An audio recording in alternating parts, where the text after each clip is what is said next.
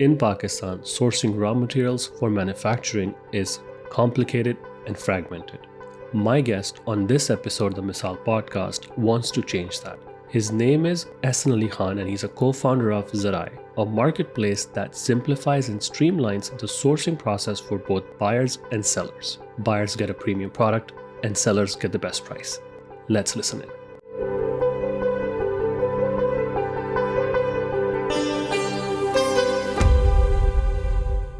Welcome, Ahsan, to the Misaal podcast. How are you? I am good, Zayed. How are you? Thanks for having me here. Definitely. I'm doing really well. Thank you for joining me. Excited to have you on and learn more about what Zaraye is building.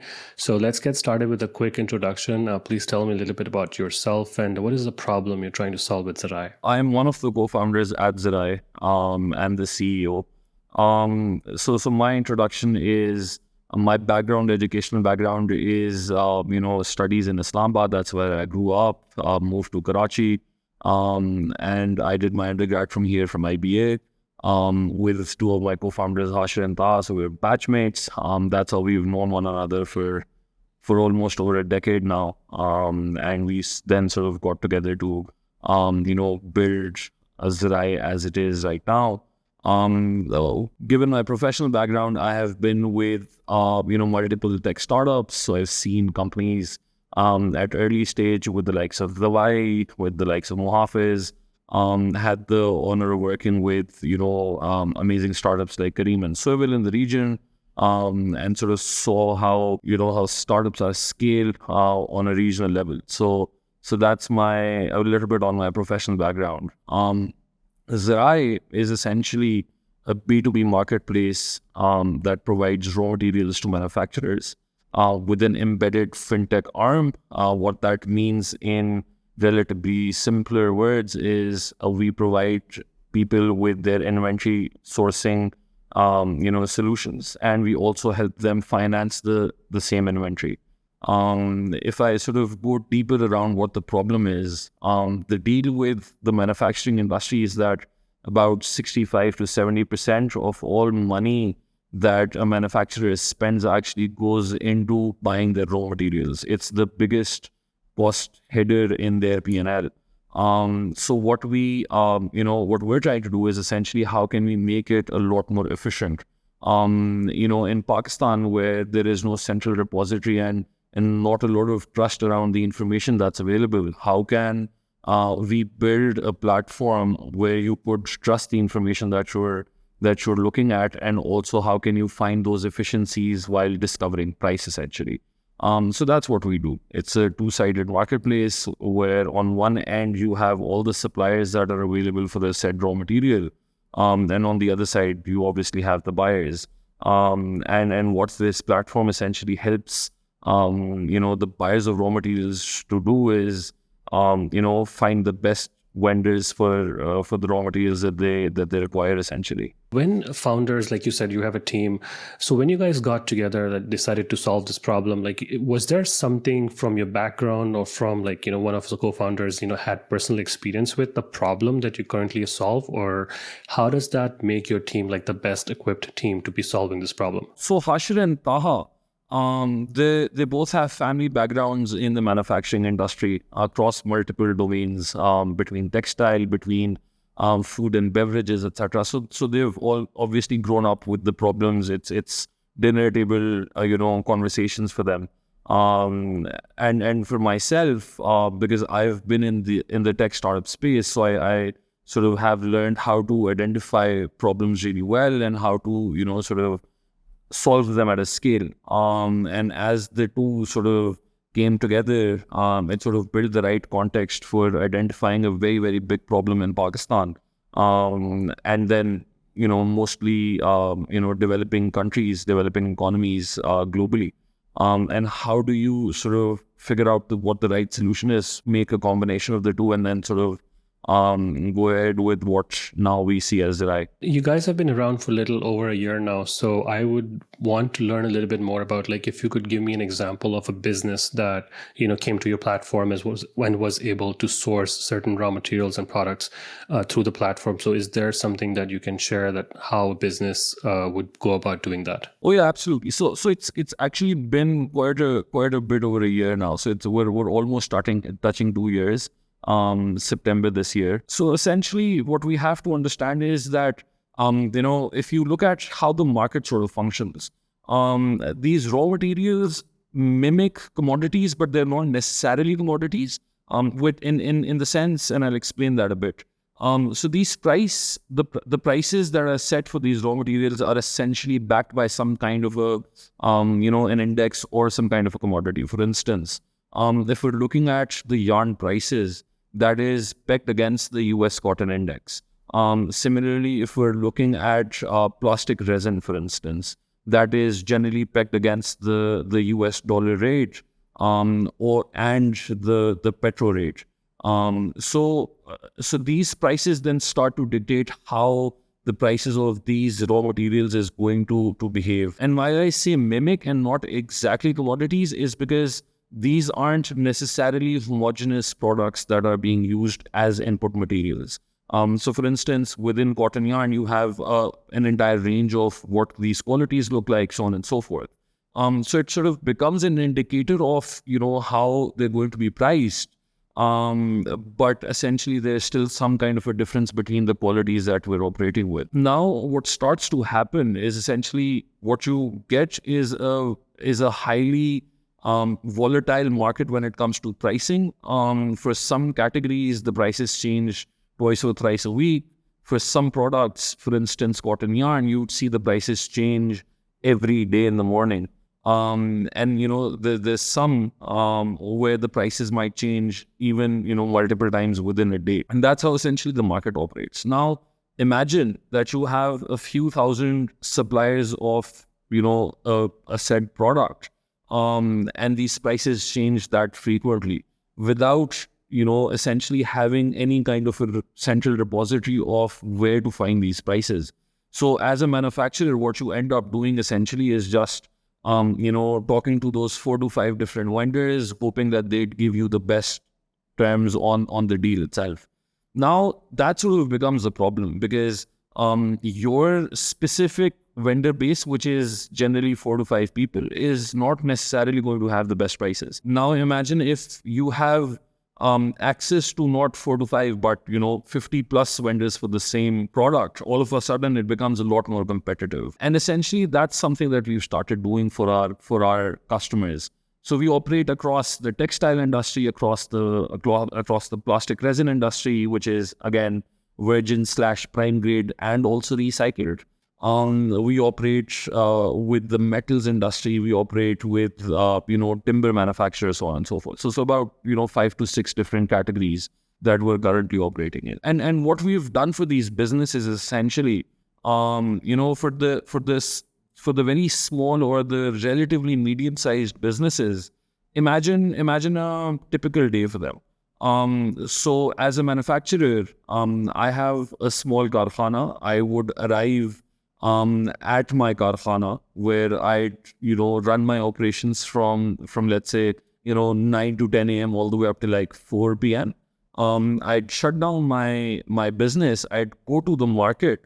For instance, if I am operating in Faisalabad with 10 looms, I'd probably end up going to Sutar Mandi, which is going to start selling, which is essentially this market for yarn. I'd go to my suppliers. I'd get my deal done over there. I will lose about at least 3 to 4 hours of my productive day that I could have spent looking at manufacturing. So what we saw was, generally smaller manufacturers were spending about 30 to 40% of their working day essentially not producing anything. And what we started doing for them was essentially, how could you, given all of the pretext of these volatile markets, lack of access to suppliers, how can we give all of that just on tip of your fingers So you press a few buttons, we get you the deal, you lock in the rates, you lock in the quantity, and we'll get it delivered to your doorstep. So you don't have to, shut down your operations, get out of your karkhana, go all the way somewhere to your suppliers and sort of get the deal done. So that's essentially what we do. And yeah, have I answered the question that Yes, you were? yes. So that's what you have answered. Like you've explained to me, like how the supplier side of the equation works in terms of market sets the price and all that stuff, and the business basically benefits by saving some time doing this, like offline while they can do this online, where it's easier for them to focus on other things. Having talked about that, can you also tell me a little bit about, so I understand how the pricing works, as how the suppliers are satisfied with the pricing, but how do you vet the suppliers so that you are satisfied that the supply side of the marketplace functions the way you want it to function, where you make sure the product is good, or some credibility, so that the businesses are assured that the product that they're purchasing is what the supplier is saying it to be? So what we have is essentially a multi-step, process to sort of figure that out. One is we work with a bunch of testing facilities for each category. For instance, if you're operating with yarn, you have independent third-party testing labs that will give you those test results. So that's layer number one.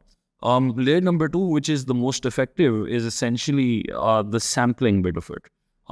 Because and again, we're going to get into the nitty-gritties of how operations function, and I'll sort of stay away from that. But essentially, the best way of figuring out is procuring a smaller quantity for a certain batch, test it out on the machinery that it's supposed to run on, and if the samples work out, then you get the rest of the order. One thing that I just sort of put it out there, the interesting part here is that the nuances are mostly on the commercial and the quality control side. Imagine a manufacturing setup. It is not operating how, let's say, food delivery would operate. So it doesn't need to be instantaneous, where you sort of get some room where this quality assurance mechanism can go ahead. And then because there's a few days in the middle, what that enables every party in the mix is to ensure that the quality that they're asking is what they're being delivered essentially. Thanks for sharing both the marketplace, because marketplace is like, I'm always thinking marketplace, okay, there are two customers sort of that you have to deal with basically. So you have the suppliers and the buyers, right? So thanks for sharing that, telling me about how both the sides work. So we haven't touched yet on anything related to being in Pakistan. So can you tell me about what Pakistan specific challenges like your industry faces? I think there's a bunch that are unique to Pakistan, and I think the biggest one that our industry faces is essentially we do not have a centralized credit scoring mechanism here. So think of just let's become a manufacturer for like 5 minutes and think about it from their perspective. I'm going to spend a bunch of money into an inventory that I'm going to take through an entire processing mechanism, which is going to take, again, depending on the manufacturing process itself, anywhere between 30 days to 45 days, right? So I've invested all 70% of all investments that I'm going to make in the short term. I've actually invested that into inventory, and it's not making me any money, right? Because until that is created into a finished product and then sold off to somebody, I'm not going to get my money. So for 45 days, I have to basically, as a small or medium-sized manufacturer, I have to run my own household. I have to pay electricity bills. I have to pay for my labor. I have to pay for my rent. And at the same time, only 8 to 9% of all credits that is being, deployed by formal FIs in Pakistan is actually coming into the SME sector. And I'm, as a manufacturer, I'm competing for that 8 to 9% chunk across the services category, across the agricultural category, across the manufacturing sector, so on and so forth. So I barely have any kind of access to this capital. And because there is no incentive for me to be actually, vetted whether I'm credit worthy or not, I'm not going to go through an entire process, because again, taxation and sort of running away from taxation is an entirely different topic that we can touch upon in a bit. But in essence, what starts to happen as a product is FIs aren't interested in myself as a small or medium-sized manufacturer to lend me money. I need that money, and I have no inherent credit score as a business. So now I have to look at options because I can't close up shop. This is how I make money, right? And that becomes the biggest challenge. Unfortunately, or in this case, fortunately, because, we have to look for certain, solutions here. What ends up happening is essentially these manufacturers will end up in the informal market, which is why we have a massive intermediary market, right? Which is known as the brokers and the traders. Pakistan is heavily reliant on these intermediaries. One, because there is a certain kind of cash flow that is needed to be invested into these industries. So these intermediaries, generally who are relatively cash rich, will essentially then buy, these raw materials. Either they'd import it, for instance, plastic resin. We don't manufacture any of that in Pakistan unless it's recycled, right? So, the importers would get it into the country. There's going to be an entire traders market which sort of trades within themselves, keep their own margins, and then sells it off to the manufacturer. So I'm already getting, after, on average 3 to 4 changes of hand, I'm already getting a marked up price on the raw material itself. At the same time, now this person's actually going to charge me, what I like to call a very, very, high, let's call it that, a very high APR, right? And that APR versus a bank generally is anywhere between 2.5 to 3x the premium that a bank would charge. So for instance, if the bank were to deploy a loan, at, let's say, well, today we're in unforeseen circumstances, so it's 21% KIBOR. But let's say, even with 21% KIBOR, if these guys were, if the banks were to deploy, it would be anywhere between KIBOR, plus 1 to 2% max for higher risk, credit lines. The informal market operates all the way up till 40 to 42% APR, which is just a massive spread. So now imagine, because inherently the FIs are uninterested in myself as a manufacturer and I don't have any sort of a formal credit worthiness score attached with myself, I end up already buying at a higher price because there's an inefficiency in that information discovery. At the same time, I'm also going to this person who's going to charge me about a 20% spread, on the credit premiums. And that sort of becomes the biggest problem. And it's then a spiral downwards from there, because everything becomes very, very uncompetitive. And these manufacturers, because again, you might have, I'm sure you must have context of this. These small size manufacturers are essentially generational businesses, but they never go from small size to then medium to then large, right? And there's a very small, very rare chance of, somebody who was a very small sized manufacturer eventually making into a success story even after 2 generations, which I personally think is just criminal. Yeah, so I mean, you touched on 2 or 3 different things here. First of all, being like middlemen inefficiencies that happen in the markets, like the way you operate in, as well as people being comfortable with status quo, not trying to change, not trying to build anything. The rent seeking that goes on in these markets is like, okay, business as usual, hamara kaam chal raha hai, so let's, keep things going that way. So yeah, thanks for sharing that. Let's change topics a little bit. I want to learn, because when you guys first raised investment in April last year, it was a big deal because, you guys brought in Tiger Global, and Tiger Global doing a pre-seed in Pakistan. I mean, I think it's a big deal. Maybe people don't agree with me, but I think it's a very big deal. So how did that go about? Like, is there a story behind it that you can share as to, what happened before? Like, how did you go about pitching them, and what made them comfortable investing in you guys? Yeah, that was, I think that was a big one for us, to be honest. The story is, I think, that of most first-time founders. For us, the journey was essentially starting off with the things that we know, which is, let's go to the investors who are more focused on Pakistan, who are more focused on the industry that we're operating in, and then sort of go wider from there. And like most first-time founders, I think we talked with again, we reached out to more than like 350 different investors.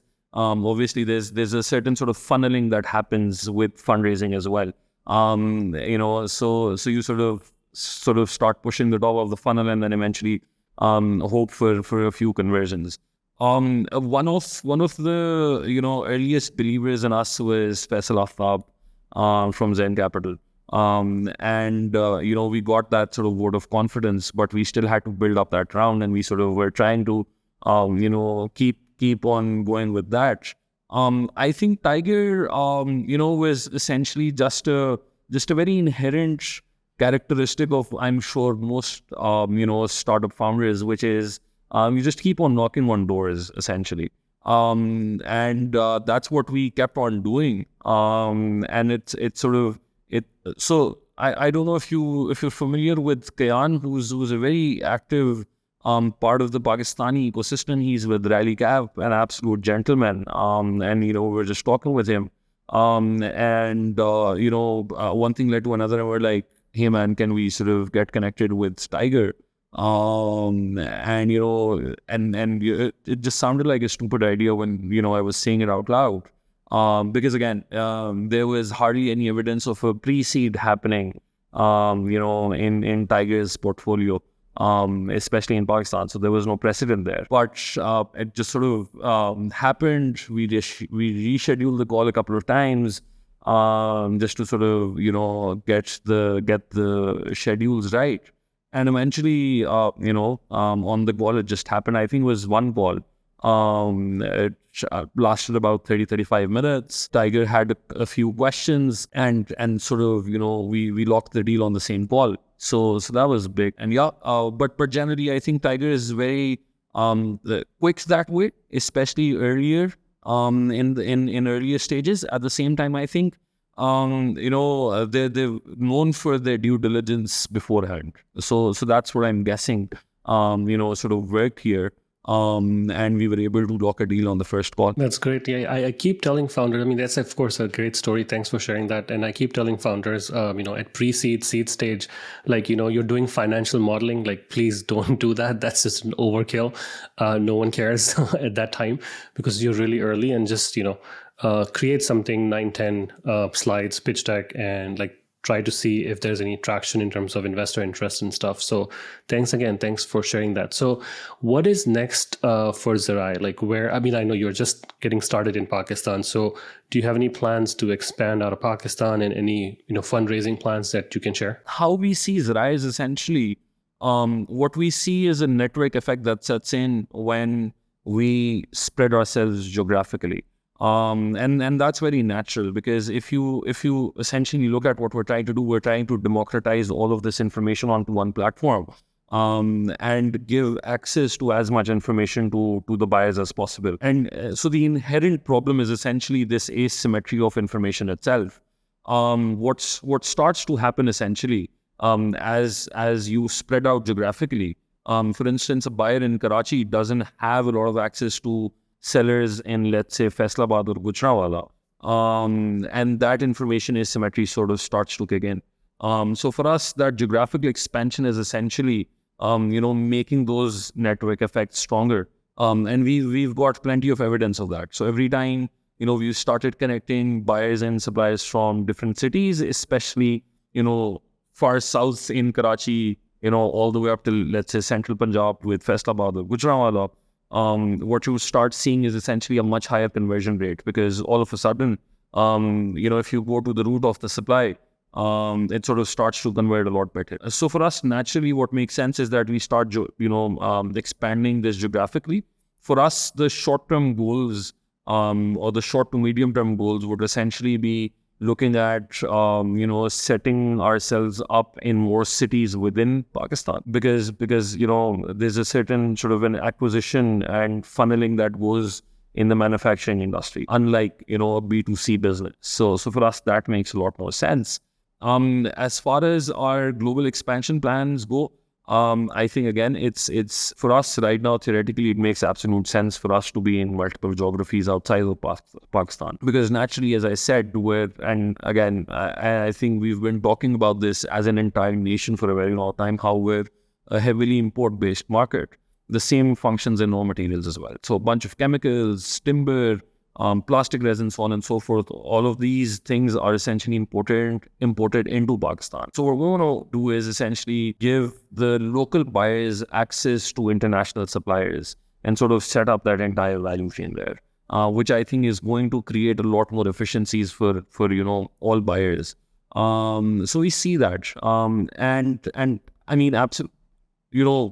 Also the fact that the value chain sort of is multi-step in manufacturing, which essentially means that we can open up a lot of demand for exports, something that we're now focusing on. Starting off with textile being the most obvious because that's our biggest export, and then sort of see what are the markets that we can discover essentially. So any fundraising plans right now or in the future, or are you good okay right now? So we're good for a while. I think there's opportunity, massive opportunity for the right kind of growth here. I think the business is showing all the right metrics, and it's sort of pushing us to be a little bit more aggressive. But I think it's important to keep the macros in mind. So I think it's sort of a balancing act where you get the business side and then you sort of go for expansion. So fundraising always stays on the cards because that sort of helps you accelerate at a much higher pace. So we're hoping for that.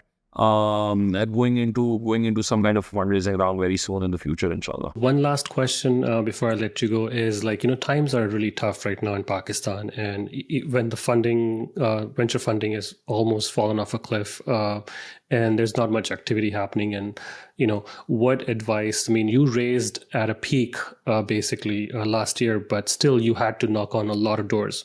So what advice do you give to entrepreneurs right now who are struggling or who are trying to raise money, but it's been like a real drag on their fundraising because of the environment? What advice do you have for them? The one advice that I'd give to now, people who are starting their fundraising journey, an advice that I'd give to myself when I was raising my first round as well, is if you believe in what you're doing, if you believe in the problem that you're solving, I think that's the biggest factor. It's easy to get very distracted with all kinds of news. If somebody's the time when a lot of people are raising a lot of money very, very frequently, it's easy to get distracted. Then it's also easy to get distracted with right now not the most positive news that sort of goes around. So I'd say stay focused, and also understand that the standards and the expectations of the 2020, 2021 times do not apply anymore. So those standards have changed, those expectations have changed, and if you're going down the path of getting VC funded, you have to understand that you have to now realign yourselves with the new standards, right? These liquidity cycles, this is not the first one, this is not the last one. We all have, we must focus on building a business that's going to sustain through all of these different kinds of liquidity cycles.